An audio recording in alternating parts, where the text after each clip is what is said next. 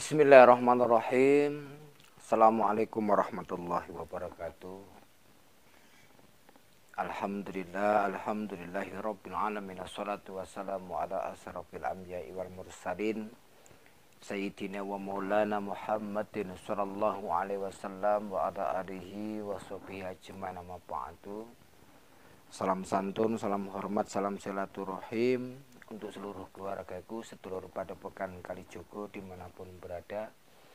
Salam asah, asih, asuh, salam rahayu, salam sejahtera untuk seluruh para pemirsa, para pecinta channel Padepokan Kalijogo dan para subscriber Padepokan Kalijogo dimanapun berada.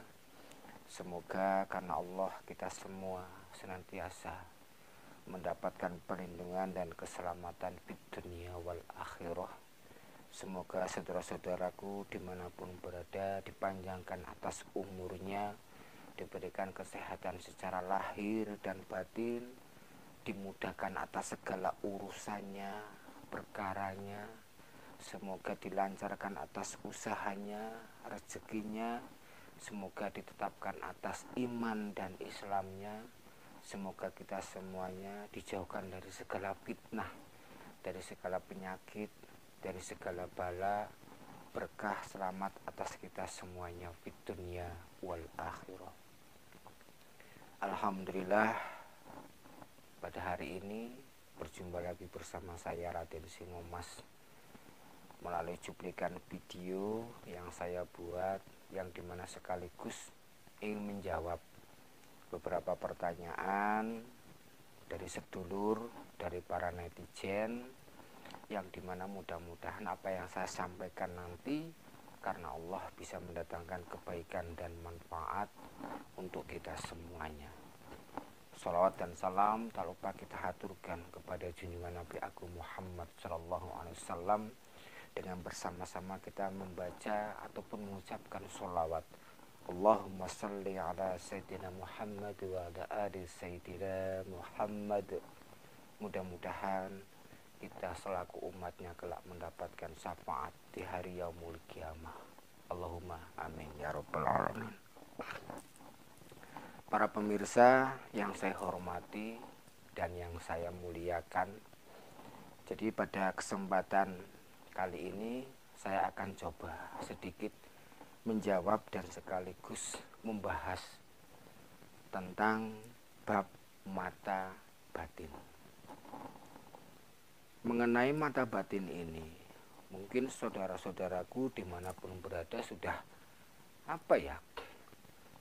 sudah banyak pemahaman, penjelasan, baik yang mungkin sudah belajar atau yang mungkin membaca atau mungkin yang sudah mendengarkan dan lain sebagainya. Tentu mungkin dalam kalimat mata batin pastinya tidak sedikit saudaraku yang mungkin saat ini ada yang sedang belajar atau sedang mencari ataupun mendalami, bahkan memang sudah menguasai atas itu semuanya. Izinkan saya yang doib ini, yang fakir ilmu ini, ingin sedikit berbagi pengalaman versi atas saya pribadi, versi Padepokan Kalijogo. Karena dalam konsep setiap keilmuan, setiap mungkin pengalaman, tentunya tiap orang punya perjalanan masing-masing, punya tabir masing-masing, punya takdir masing-masing, punya sesuatu hal yang mungkin bisa menjadikan perjalanan tersebut menjadi hikmah dalam kehidupannya. Jadi begini loh, ada yang bertanya, Raden, Romo, mohon maaf, mata batin itu apa? Apakah semuanya orang itu bisa terbuka mata batinnya? Dan kalaupun toh mata batin ini terbuka, manfaatnya untuk apa? Dan begitu pun, apakah memang selain manfaat ada juga mungkin hal buruknya ketika mata batin seseorang terbuka? Nah, sedikit melalui video ini saya akan coba jawab. Yang dimana pertama, yang saya ketahui dari perjalanan saya selama ini. Mata batin itu merupakan sebuah kelebihan yang Allah berikan kepada seseorang, baik melalui mungkin penglihatan secara mungkin batin ataupun mungkin pendengaran. Jadi seseorang tersebut tentunya memiliki sebuah kelebihan di atas rata-rata manusia normal pada umumnya. Lebih peka, lebih sensitif, yang dimana mungkin ke sesuatu hal yang sifatnya kegaiban gitu. Jadi ketika mata batin ini terbuka, pastinya seseorang itu sering mendapat baik itu signal, radar yang dia dapatkan dengan mungkin proses tersendiri, secara mungkin penglihatan, secara mungkin perilaku keadaan, atau mungkin pendengarannya itu lebih sensitif daripada manusia normal pada umumnya. Nah itu. Lalu di manakah letak mata batin ini? Mata batin ini ada di dalam diri kita. Jadi bukan sesuatu hal di luar diri atau tubuh kita. Ada di dalam diri kita, dan ketika mungkin ditanya letak dan posisinya, itu lebih jelasnya itu berada di atas tulang hidung kita, atau mungkin di pertengahan alis, atau mungkin dahi kita ini. Nah, dalam hal yang lain mungkin disebut dengan mungkin cakra ajna. Jadi mata batin seseorang itu banyak versi, bisa terbuka dan orang bisa merasakan. Nah, terus secara tidak langsung mata batin ini yang secara umum selain daripada mungkin dari proses dilahirkan di muka bumi ini sudah mendapatkan kelebihan yang Allah berikan, lalu mungkin karena nasab atau mungkin leluhur atau silsilah, lalu ada juga yang mendapatkan daripada mungkin mata batin ini dengan proses lakon-lakon tertentu. Ada yang dengan puasa, ada yang doa-doa tertentu, ada yang dengan amalan-amalan tertentu, ada juga dengan mantra, atau mungkin hal-hal yang lainnya, sesuai dengan pembimbing atau guru yang mengarahkan atau yang mengijazahkan. Nah itu. Jadi konsep daripada mata batin ini mungkin secara umum hanya sebuah kalimat, tapi kenyataannya setiap orang mempunyai frekuensi yang berbeda-beda. Dan mata batin ini lebih cenderung akan kita rasakan, akan kita dapatkan atas semuanya dengan kita bisa fokus, dengan kita bisa belajar tenang. Jadi secara tidak langsung, tidak setiap saat mata batin ini akan terbuka. Jadi radar signal ini mungkin akan menemukan titik sesuatu hal ketika kita bersentuhan dari sesuatu hal yang kita mungkin bisa lihat secara batiniah, ataupun mungkin yang kita dengar dengan indera pendengaran kita. Nah itu. Manfaatnya apa? Menurut saya pribadi banyak. Karena apapun bentuknya, sebuah keilmuan jika diniatkan dengan baik, dengan tujuan yang baik, dilakukan dengan baik, insya Allah pun akan mendatangkan hasil yang baik.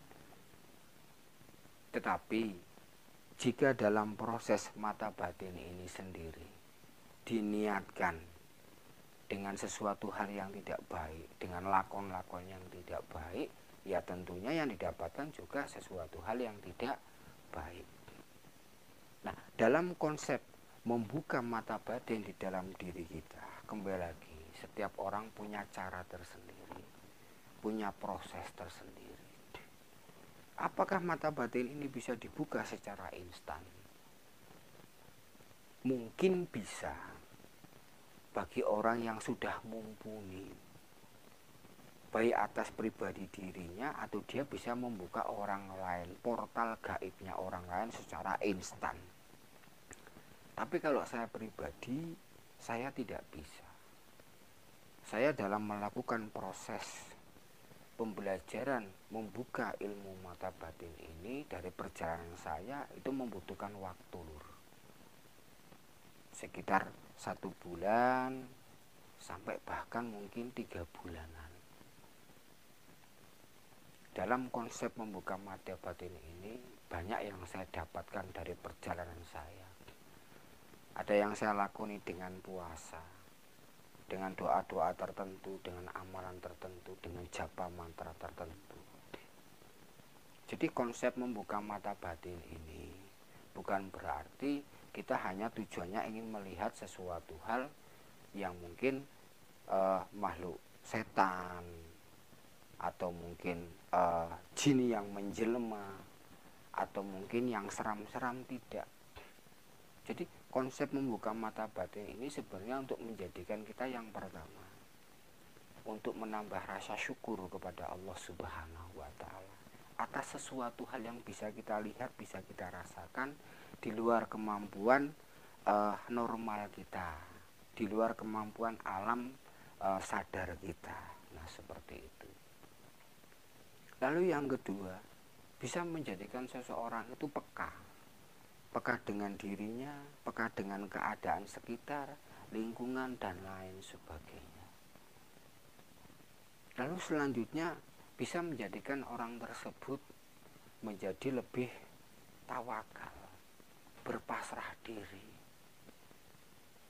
dan tentunya yang pasti sering mendapatkan signal-signal kegaiban, baik itu dalam proses mungkin meditasinya, atau mungkin zikirnya, atau berdiam dirinya, atau mungkin di saat sedang istirahat, secara mungkin fisik kita istirahat, tetapi secara sukma, secara batin dan lain sebagainya itu masih bisa meradar dan bisa menerima signal dari segala penjuru yang sifatnya kegaiban. Bahkan pendengaran kita itu lebih sensitif daripada mungkin orang pada umumnya. Jadi mata batin ini kalau dikaji dan dipelajari dengan niat yang baik, dengan tujuan yang baik, insya Allah itu bisa menambah keluhuran bagi seseorang. Selain kita mendapat kepekaan, Allah akan mengangkat derajat kita, dan itu bisa kita gunakan untuk diri kita ataupun untuk membantu orang lain. Seperti itu. Nah, kalau ada cerita mungkin nanti ketika mata batin ini dibuka, malah justru orang itu akan selalu merasa ketakutan dan lain sebagainya. Kembali semua kepada niat, tujuan. Karena konsep atas sesuatu hal kalau kita bicara mungkin makhluk gaib, ya memang mungkin secara gambaran ya ekstrim, seram dan lain sebagainya. Tapi tanpa kita harus memikirkan hal itu, makhluk gaib itu memang sudah ada. Allah sudah ciptakan.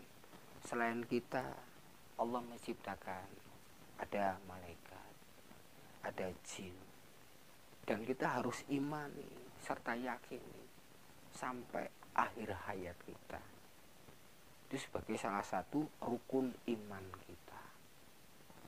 Nah, konsep kita membuka mata batin ini, jangan kita mungkin bertujuan hanya untuk melihat seperti setan yang seram-seram dan sebagainya. Sebenarnya tidak. Jadi kita membuka mata batin ya mengolah energi di dalam diri kita agar bangun, agar bisa power yang ada di dalam diri kita itu keluar. Dan tentunya pastinya nanti itu pasti akan banyak manfaatnya. Gitu ya Lur ya. Nah itu. Tapi kalau seandainya kita tujuan kita membuka batin hanya ingin melihat yang serem-serem dan lain sebagainya, ya pasti nanti malah justru itu akan mengganggu secara psikologis kita, secara mungkin kehidupan kita itu akan berpengaruh. Nah, yang perlu digarisbawahi dalam hal konsep seperti ini, karena ketika orang mempelajari mata batin ada tahap-tahap, ada proses. Karena setiap orang pastinya punya kelebihan dan kekurangan, punya tahapan tingkatan yang berbeda satu dan yang lain. Yang sering saya temui justru malah orang tersebut berhalusinasi. Jadi ketika mejem malah sudah membayangkan yang tidak-tidak, yang terkadang itu sudah terkonsep dalam pikirannya. Jadi ilmu dalam membuka mata batin, karena saya mempelajari, ada lur, ada. Tetapi memang butuh proses. Tidak seinstan yang digambarkan yang kita lihat. Seperti itu. Jadi secara tidak langsung semuanya itu kembali kepada diri kita dan niat kita. Insya Allah kalau kita niatkan dengan baik, terbukanya mata batin ini itu akan membawa kebaikan tersendiri untuk diri kita. Kita akan lebih peka dengan diri kita, dengan lingkungan kita, dengan keadaan kita, dan bahkan kita akan sering mendapatkan signal-signal kegaiban yang dimana orang secara umumnya tidak bisa mendapatkan atas itu semuanya. Gitu loh.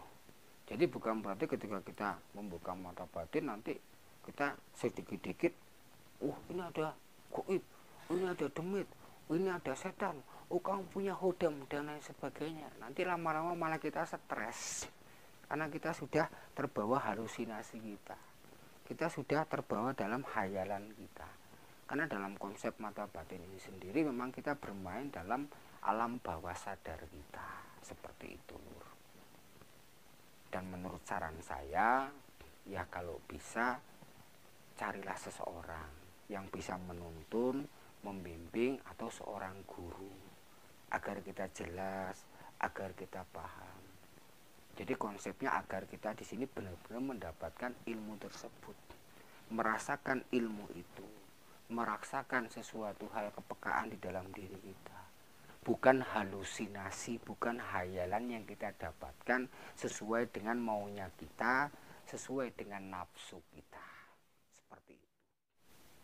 Jadi sekaligus di sini saya akan coba mengijazahkan satu buah amalan yang dimana bagi sedulur yang mau mengamalkan, saya ikhlas, saya ridho. Tetapi jika tidak berkenan, abaikan saja. Ini salah satu ijazahan dasar sebuah amalan yang dimana insya Allah salah satunya bisa untuk membuka mata batin. Ya, nah langsung saya mungkin sebutkan apa yang dibaca, yaitu cukup suratul Fatihah. Suratul Fatihah itu dibaca dalam satu hari. Syukur-syukur setiap sholat itu diistiqomahkan sebanyak 7 kali. Dalam kita mengamalkan, kita ikhlas, kita yakin, mengharap ridho dari Allah Subhanahu wa Ta'ala. Karena suratul Fatihah ini adalah umul kitab, ibunya daripada mungkin semuanya. Daripada suratul Fatihah ini adalah pembuka dari semuanya. Jadi amalkan suratul Fatihah ini sebanyak 7 kali. Kalau tidak mampu setelah sholat, ya cukup satu hari 7 kali.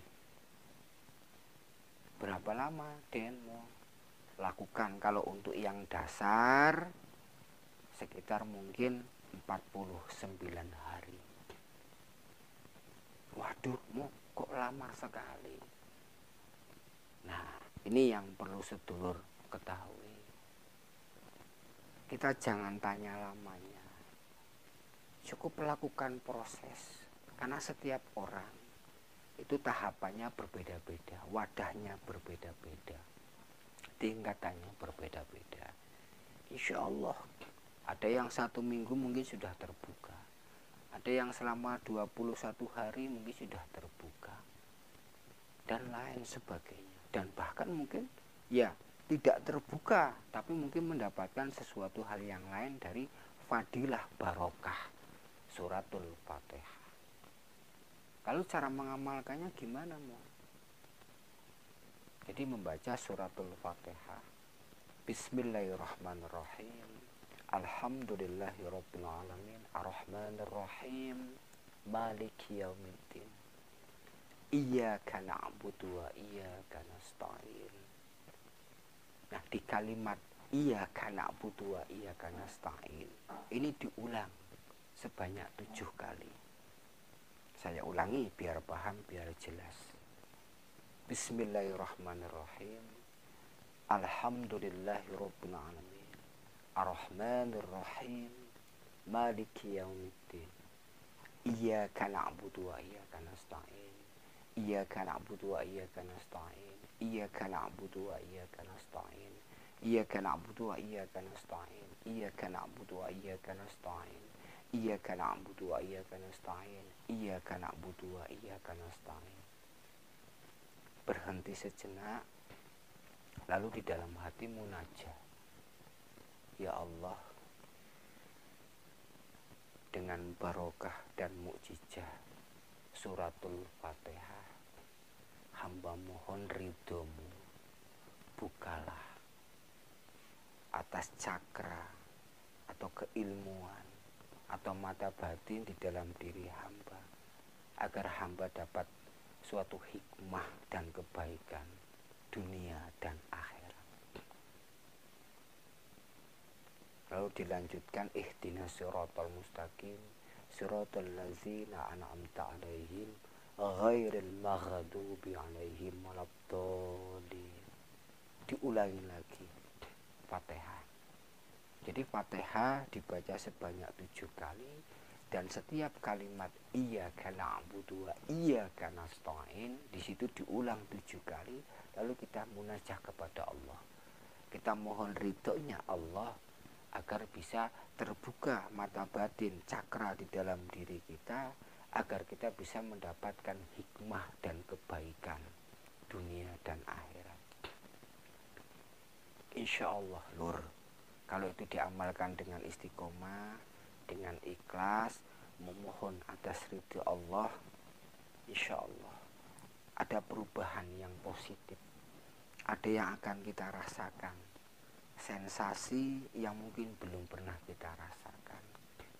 Jadi ketika kita mengamalkan sesuatu hal, mempelajari sesuatu hal, ikuti saja prosesnya. Jangan kita mungkin protes, wah ini lama, oh nanti saya nggak bisa, dan lain sebagainya. Hakul yakin, berpasrah diri kepada Allah. Jadi salah satu ijazahan suratul Fatihah ini merupakan amalan yang saya amalkan. Selain mungkin puasa, atau mungkin lakon-lakon tirakat, atau mungkin saya juga membaca, mengamalkan mantra tertentu untuk membuka mata batin. Jadi sangat banyak. Saya hanya beri satu dasar, ya. Yang paling dasar amalkan ini bagi yang berkenan selama 49 hari. Apakah ini akan berdampak? Apakah ini akan posisinya mungkin mendatangkan keburukan? Kembali kepada niat. Karena di saat kita mengucap kalimat iyyaka na'budu wa iyyaka nasta'in, di situ kita berdoa kepada Allah. Semoga Allah membuka daripada mata batin kita agar kita mendapatkan hikmah dan kebaikan. Tentunya kita mengharapkan hal yang positif, bukan yang negatif. Dan biarkan proses ini berjalan. Setelah itu dibaca, tiupkan di telapak tangan, usapkan ke seluruh tubuh. Jalani saja. Yang mampu setiap sholat lakukan sebanyak 7 kali. Yang tidak mampu minimal 1 hari 1 kali. Waktunya kapan? Bebas. Yang penting yakin, niat, dan berpasrah diri kepada Allah Subhanahu wa ta'ala. Saya doakan sedulurku yang mengamalkan ini nanti bisa mendapatkan manfaat atas semuanya. Terlepas apakah nanti akan terbuka atau tidak, wallahu a'lam. Allah yang berkuasa. Saya hanya mengijazakan, mengamalkan setetes apa yang saya tahu, apa yang saya mampu dan bisa untuk seluruh saudaraku dimanapun berada. Jika sudah yang menguasai atas ilmu batin atau mata batin ini, ya saya mohon maaf. Saya hanya berbagi bagi yang berkenan. Bagi yang tidak mau, abaikan saja. Jadi ini salah satu bentuk penghormatan. Di luar kegiatan, mungkin itu konten hiburan, edukasi, atau lain sebagainya. Di sisi lain saya juga ingin berbagi pengalaman sekaligus membagi setetes pengetahuan dari keilmuan yang saya pelajari. Monggo saya ikhlas, saya ridho diamalkan untuk seluruh saudaraku dimanapun berada, tidak lelaki, tidak perempuan. Yang penting dalam mengamalkan ini gak usah mikir yang aneh-aneh, gak usah berhalusinasi, gak usah punya hayalan tingkat tinggi. Amalkan saja. Nanti ketika sudah waktunya, Allah akan mengangkat derajat kita dan membuka dengan semuanya. Biarkan proses atas diri kita, biarkan alam akan memproses semuanya. Berpasrah diri hanya kepada Allah Subhanahu wa Ta'ala. Yakinlah, insya Allah sedikit apa yang saya sampaikan ini insya Allah akan membawa hikmah dan kebaikan untuk saudaraku dimanapun berada atas ridho Allah Subhanahu wa Ta'ala. Insya Allah. Ya, mungkin hanya itu yang bisa saya sampaikan untuk seluruh saudaraku dimanapun berada. Jika ada kekurangan, kesalahan secara ucap dan sikap, saya mohon maaf lahir dan batin, dan kepada Allah saya mohon ampun. Semoga berkah, manfaat, selamat atas kita semuanya fit dunia wal akhirah. Siji wadah ojo nganti pecah, turu jelali ibadah, kekurangan milik padepokan, kali jogo kelebihan milik Anda semua, dan kesempurnaan hanya milik Allah Subhanahu wa Ta'ala. Sampai berjumpa lagi di sesi-sesi selanjutnya. Akhirul kalam, astaghfirullahaladzim. Assalamualaikum warahmatullahi wabarakatuh.